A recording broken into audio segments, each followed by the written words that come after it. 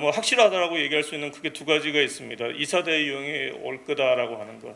근데 지난주에 WHO에서는 많은 전문가들이 가을 겨울을 얘기를 하고 있는데 곧 온다, 곧 올 수 있다라고 경고를 한 바가 있습니다. 그리고 또 한 가지 이제 확실한 내용은 올해 안에는 효과적이고 안전한 백신 치료제가 없을 거라는 겁니다.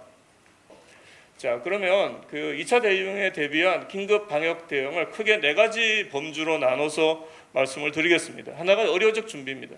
첫 번째가 월스트 케이스 시나리오를 대비한 임상자원 동원 계획이 마련이 돼야 됩니다. 두 번째가 의료기관의 기능 유지와 비상 의료 전달 체계가 마련이 돼야 되고요.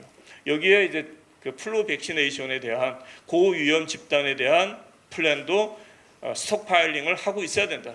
확보하고 있어야 된다. 예년보다는 더 많이 확보하고 있어야 된다라고 하는 게 되고요.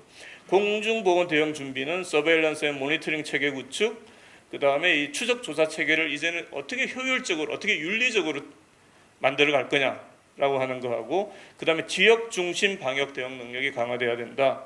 그 다음에 방역 R&D, 지금 백신 치료제하고는 구분되는 방역 R&D의 가버넌스가 조속히 마련될 필요가 있다. 그 다음에 사회적 준비로는 이제는 이게 생활 방역이라는 개념 자체가 시민 주도의 지속 가능한 방역 시스템을 만들어 가야 된다는 겁니다. 그리고 이제 여덟 번째가 이와 같은 방역 대비를 위한 사회적 지원 체계가 있어야 된다라는 겁니다. 우선 이제 병상 동원 계획은 지금 이제 하루 1,000명 30일 정도 정부에서 준비를 하고 있는 것 같습니다. 근데 하루에 3,000명 열흘이면 어떻게 되겠습니까? 이런 상황도 우리가 가정을 해야 됩니다. 이미 하루 1,000명은 대구에서 경험을 했습니다. 서울, 인천에서 발생하면은 하루 1,000명 이상이 될 수가 있습니다. 자, 그리고 그렇다 그러면 지금에 있는 의료 인력을 넘어서서, 의료 자원을 넘어서서 환자들이 들어닥칠 때 예비 임상 인력을 확보하고 있어야 된다라고 하는 겁니다. 어디서 어떻게 확보할 거냐는 계획을 갖고 있어야 되는 거죠. 훈련을 어떻게 시킬 거냐 하는 거하고, 그 다음에 이제 환자의 분류 체계 마련에 있어서는 임상 컨트롤 타워에 대한 재점검이 꼭 필요합니다. 굉장히 혼선에 있었던 걸로 알고 있습니다. 그리고 이제 공중보건 위기 상황을 전제한 준비가 되어야 되고요. 그 다음에 이 월스트 케이스 시나리오에서 꼭 염두에 둬야 될 것이 여러 지역에서 동시 발생이 가능하다. 대구 같은 경우는 한 군데였기 때문에 전 국가적으로 매달렸습니다. 그래서 대구를 컨트롤할 수 있었지만 여러 군데서 동시에 생겼을 때 어떻게 할 거냐. 이게 월스트 케이스 시나리오입니다. 그렇게 되지 않기를 바라지만 이런 환자가 서지가 된다. 2차 대유행을 대비한다. 그러면 분명히 환자가 서지가 됩니다. 그러면 ICU와 응급실의 기능을 어떻게 유지할 거냐라고 하는 부분에 대해서 면밀한 준비가 있어야 된다. 실시간으로 리얼타임으로 상황을 파악하고 대응할 수 있는 시스템이 있어야 된다. 그 다음에 이제 많은 얘기가 되고 있는데 호흡기 집중 클리닉, 지금 정부에서는 1,000개를 준비하겠다라고 하는데 그게 페이퍼워크에 대해서는 안 되고 실제 도상 훈련이 돼야 됩니다. 보건소에서 어떻게 준비해야 되느냐, 지역에서 어떤 준비를 해야 되느냐라고 하는 게 실제로 지금부터 준비를 시작을 해도 9월, 10월까지 제대로 작동하는 시스템을 갖추기는 쉽지 않을 거다라고 생각을 하고 있고요. 사회적 지원 체계를 좀 끝으로 좀 강조를 해드리고 싶습니다. 세 가지를 꽂았는데요. 우선 좀 최소한 올해만은 좀 방역에 집중할 수 있는 정책 환경을 만들어 주십사하고 여기 계신 의원님 또 정부 관계자들께 부탁을 드립니다.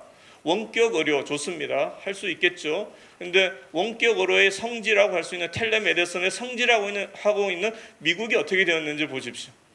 텔레메디슨이 바이러스 방역에 효과적이었는가? 미국의 상황을 보면 알 수 있고, 의료인 1,000명 필요할 수 있습니다. 근데 1,000명 지금 양성하면 10년 뒤 얘기입니다. 10년 뒤 의료인으로 활동합니다. 지금 당장 어떻게 하는데 집중할 수 있는 어떤 논쟁적인 어떤 그 논쟁을 불러일으키고 갈등을 불러일으킬 수 있는 정책에 대해서는 조금 내년으로 미뤄두시면 어떨까 이렇게 부탁을 드리고요. 두 번째는 이제는 이제 보건의료 정책의 큰 가닥을 우리가 포스트 코로나 뉴 노멀이라고 얘기합니다. 끝나고 다시 원칙으로 다시 이전으로 돌아갈 거냐? 그러면은 그게 아니고 이제는 보건의료만은 국민의 생명과 안전을 정말 올인해서 지켜내는 영역으로 좀 만들어 가자는 말씀을 드립니다. 기획재정부는 재정 건전성 생각하고 산업부는 산업 통상을 생각하면 보건복지부는 국민의 생명과 안전을 생각을 해달라는 얘기입니다. 기획재정부에서 원격 의료의 산업 창출, 이윤 창출 그런 얘기를 그러니까 보건의료 영역 하고 그게 중요하지는 않다. 보건의료 영역에서는 이제 그 부분에 대한 말씀을 드리고 싶고, 그 다음에 최근에 이제 그 원체 경기가 다운되니까 이제 포스트 코로나 얘기하면서 뉴딜 얘기가 많이 나옵니다. 저는 보건의료 뉴딜부터 좀 출발을 해달라. 이 부분은 보건의료 부분에 대한 전폭적 지원이 좀 필요하다. 그러니까 단순히 그냥 뭐 수당 챙겨주고 말고 이런 게 아니라 우리나라의 그 방역을 위한, 그리고 방역이 지향하는 기반할 수 있는 보건의료 인프라를 위해서는 좀 뉴딜 차원의 전폭적인 지원을 사회적인 합의를 통해서 이루어 주십사 좀 부탁을 드리고 싶습니다. 예, 지금이 이제 골든 타임이라고 보고 있기 때문에 사실 좀 마음이 급합니다. 이런 자리가 이 골든 타임을 정말 잘 활용할 수 있는 계기가 되었으면 하는 바람입니다.